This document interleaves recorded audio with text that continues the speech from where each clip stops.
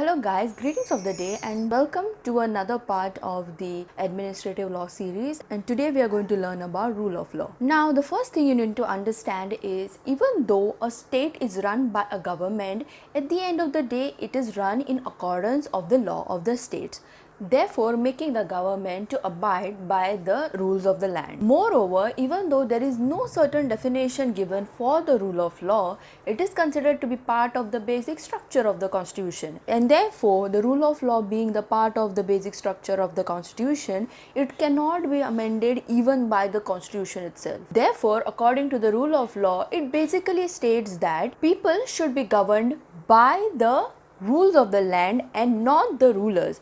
Therefore, the rulers are not above the law, but instead the law is above the ruler. Now, getting into a small gist into the development of the rule of law, it is very important to understand that the rule of law was originated by Edward Coke and it was developed by A.V. Dicey. So this is important in if you are answering for the net. So it was originated by Edward Coke and it was developed by A.V. Dicey. Now the phase rule of law comes from a French phrase called as La principe de l'égalité A. which means that the rules must be based on the principle of law and not on the principles of men. Now, getting back to Sir Edward Coke, in the 17th century, he stated the fact that a king ought to be under no men but under law and God, by which he implied that the king is considered to be as one of the highest citizen of the state, and therefore in case of any judgment he should not fall prey for any kind of judgments in related to the men, or it should not fall under arbitrary judgment with regards to which is given by a man, but instead should be judged according to the law and according to the God. Therefore, rule of law simply means that no man is above the law irrespective of the ranking or the position it holds. Now let's move to the development of the rule of law. Professor A.V. Dicey developed the concept of rule of law, which is given by Edward Coke in the book of Law and Constitution. In his book, he gave us the three postulates, also known as the three principles of the rule of law. That is, first principle, which includes supremacy of law, the second principle, which includes equality before law, and the last principle is the predominance of the legal spirit. So let's move on to studying each of the principle in short. Now let's look into the first principle, that is the principle of supremacy of law. Now according to this principle of supremacy of law, basically the law is the main guiding force for any man. Okay, every man is governed by this law. Now when every person is governed by the law, it must be made sure that such a man is not facing any kind of arbitrariness from the rule makers, and secondly should be not be faced with the excess of discretion. Okay, so that is with regards to the supremacy of law. Now secondly, let's look into the equality before law.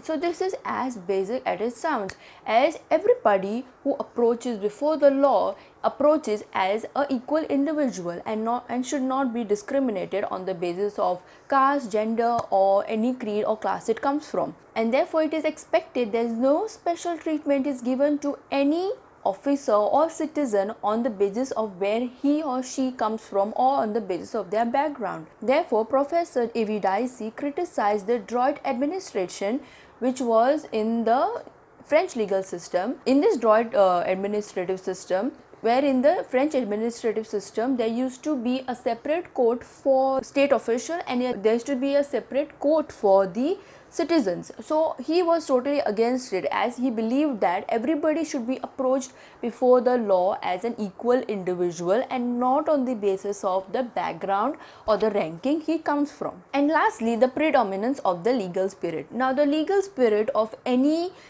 country or any citizens get their legal spirit or their legal right from one and only source, that is the constitution. Now the constitution of the India or the constitution of any country gives the people or the citizens the identity as to who they are and what rights they have. Such rights which have been guaranteed by the constitution itself include from various rights which for us as Indians are mentioned in part 3 of the constitution, that is various rights regards to the freedom of press, equality before law, etc, etc, etc. So let's go into the Indian perspective of the rule of law. With regards to India, the rule of law was adopted from the English constitution, as we have adopted a lot of things from the various constitution around the world. We adopted the rule of law from the English constitution. It is indirectly highlighted in the preamble, which gives us the legal spirit, and also it is highlighted in part 3 of the constitution, which I have already mentioned to you all. Now the rule of law has been protected throughout the constitution and can be applied in the form of writs, which can be either be filed in front of the Supreme Court or the High Court, with an intention to curb the ultra virus or the unconstitutional activities. Now let us look into some of the basic principles of the rule of law. Now the first principle is that the law is supreme above everything and everybody, and nobody is above the law. So basically this states that nothing is above the law. It may include the high ranking officials or anybody, even the government itself is not above the law. Okay, so the second principle states that all things should be done in according to the law and not otherwise. Every law in India is made in accordance with that of the constitution or the rule, okay, and it should not be otherwise. So therefore, if any rule or any law act which is made is not in accordance with the constitution, then such a law is regarded to be as unconstitutional and therefore is not made open to the public. Now the third principle is that no person should be made to suffer except for a distinct breach of law. So basically what this means that only and unless a person breaches a law means breaks a law. Okay, so when a person breaks a law, only then he can be sanctioned. Okay, if he is sanctioned apart from just breaking a law for the pleasure of some high ranking officials or otherwise, then it is considered to be very arbitrary in nature and it is not fair for the citizen. Okay, fourth principle is absence of arbitrary power being the heart and soul of the rule of law. Okay, so when there is an absence of the arbitrary power or the power which is not legal, which is not equal in nature, okay, such a power is considered to be as the heart and soul of the rule of law. We will be dealing with a case with regards to this shortly. The fifth principle of rule of law is equality before law and equal protection before law. So this is also given before the this is also given as the second principle of the Professor A.V. Davies postulates. Sixth principle of rule of law is with regards to the discretionary power should be exercised within the reasonable limits set by the law. Okay, so whenever an officer or a judge is given a power to decide somebody's fate, he should do that. Such a discretion should be made within reasonable limits.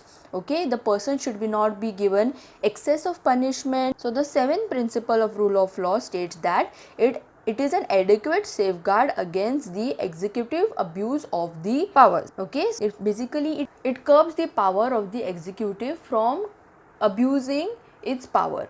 Okay, the eighth principle states that it is about the fair and just procedure, that is the fair trial, and also it speaks about the speedy trial, means to sort out any issue very quickly without delaying or adjourning the matter.